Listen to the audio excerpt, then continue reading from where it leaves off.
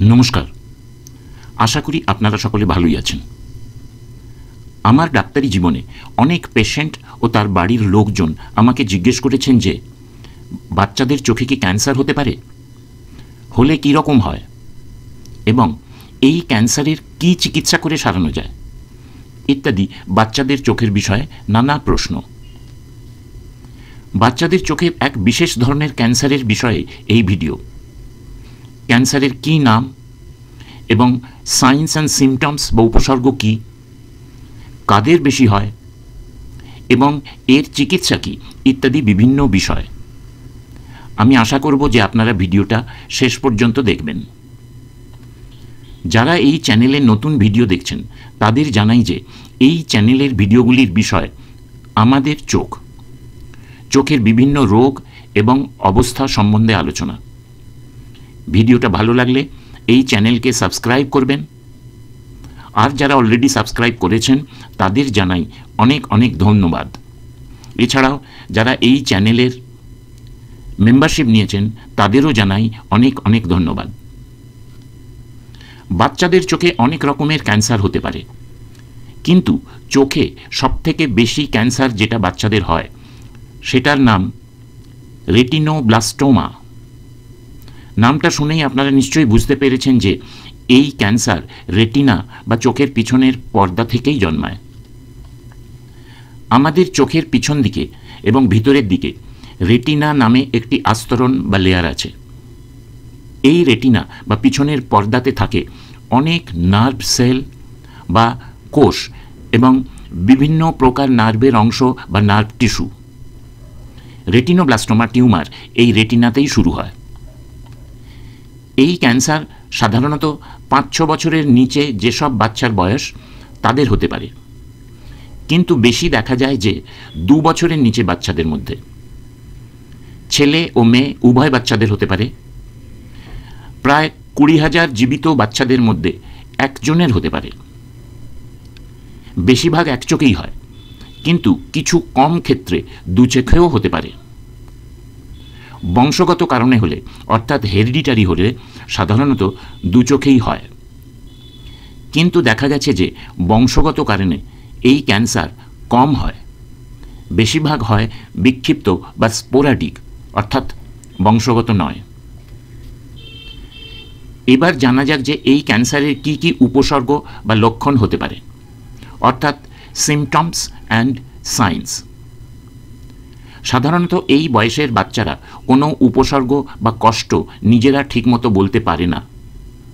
সাধারণত বাচ্চার মায়েরাই প্রথমে বুঝতে পারেন যে বাচ্চার চোখে কিছু সমস্যা আছে। যে সমস্যাগুলি দেখা যায় তার মধ্যে একটা বিশেষ সমস্যা বাচ্চার চোখের দিকে ভালো করে তাকালেই বোঝা যাবে। এই সমস্যার নাম লিউকোকোরিয়া। এর মানে চোখের ঠিক মাঝখানের ছোট পিউপল সাদাটে বা হালকা হলুদ রঙের দেখা যায়। স্বাভাবিক চোখে এই জায়গাটা কালো রঙের দেখায়, কিন্তু রেটিনোব্লাস্টোমা থাকলে চোখের এই অংশ আর কালো থাকে না, সাদাটে ভাব থাকে বা হালকা হলুদ রঙের থাকে। এই সাদাটে হলুদ ভাবের জায়গাটাকে অনেকে বলেন অ্যামাইউরোটিক ক্যাটসাই। অ্যামাইউরোটিক ক্যাটসাই রাত্রিবেলা বিড়ালের চোখে আলো পড়লে যেরকম দেখায় কতকটা সেই রকম। চোখের ট্যারাভাব বা স্কুইন্টিং অফ আইস, চোখের প্রেশার মাপলে বেশি দেখা যায়। প্রপটোসিস বা চোখে বাইরের দিকে চোখ বেরিয়ে আসে, এটা বেশি হয় যখন টিউমারের অংশ চোখের থেকে বেরিয়ে অরবিটে চলে যায়। চোখ ফোলা ও লাল থাকতে পারে। অনেক সময় চোখের সামনের দিকে ইউভিআইটিসের চিহ্ন থাকে। যদি 2 চোখেই থাকে তাহলে অনেক সময় নিস্ট্যাগমাস থাকে, অর্থাৎ চোখ ক্রমাগত এদিক ওদিক নড়াচড়া করে। খুব কম ক্ষেত্রে বাচ্চা নিজে বলতে পারে যে সে কম দেখছে। ডায়াগনোসিস বা রোগ নির্ণয়। বাচ্চাদের পরীক্ষা করার সবথেকে বড় অসুবিধে হচ্ছে যে বড়দের মতো সহজে পরীক্ষা করা যায় না।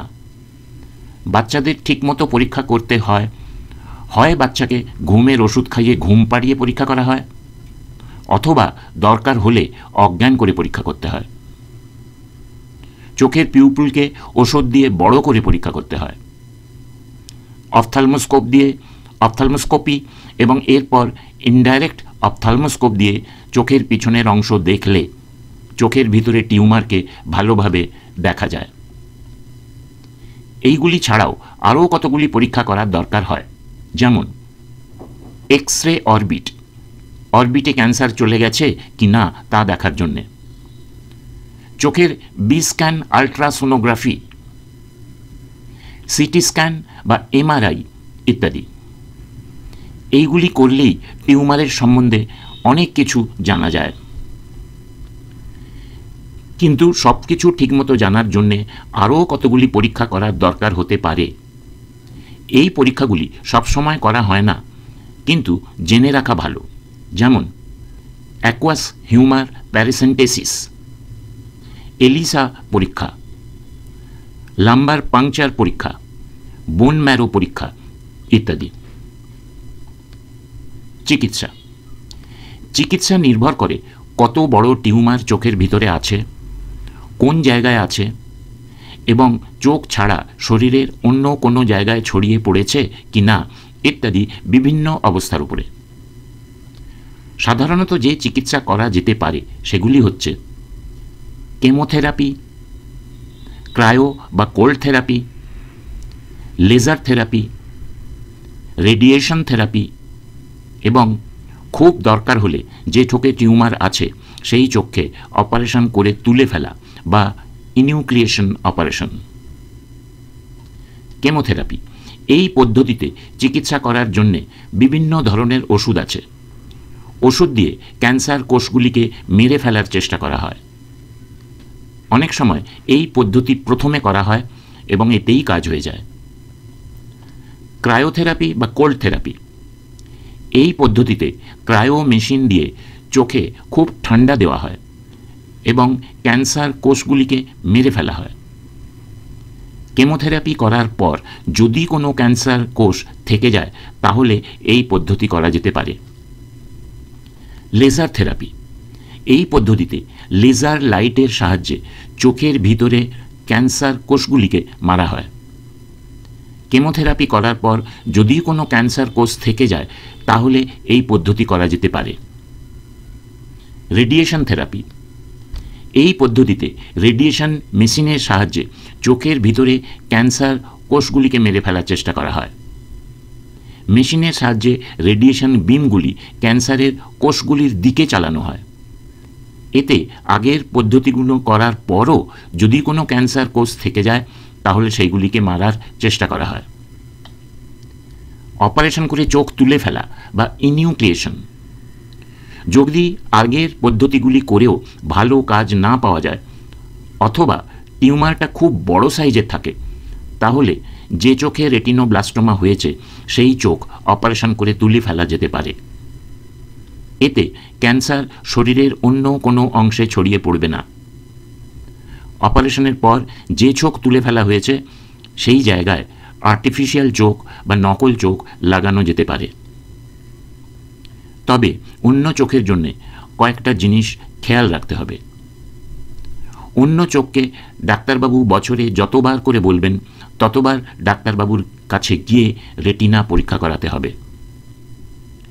কোনো কারণে চোখের কোনো সমস্যা হলে সেই সমস্যাকে অবহেলা বা উপেক্ষা করা যাবে না, এটা চলবে না। খুব তাড়াতাড়ি চক্ষু বিশেষজ্ঞকে দেখাতে হবে। একমাত্র চোখকে খুব ভালোভাবে রক্ষা করতে হবে যাতে কোনো আঘাত না লাগে। বাচ্চা কোনো শারীরিক সমস্যা হলে বাচ্চার সেটাও উপেক্ষা করা চলবে না। আশা করি রেটিনোব্লাস্টোমা বাচ্চাদের কী ধরনের ক্যান্সার, কোথা থেকে হয়, কি কি উপসর্গ থাকে এবং এর চিকিৎসা কী, এই সব বিষয়ে আপনাদের কিছু ধারণা হয়েছে। ভিডিওটা পুরো দেখার জন্যে আপনাদের ধন্যবাদ জানাই। কিছু জানাবার ইচ্ছে থাকলে কমেন্টে জানাবেন। নমস্কার।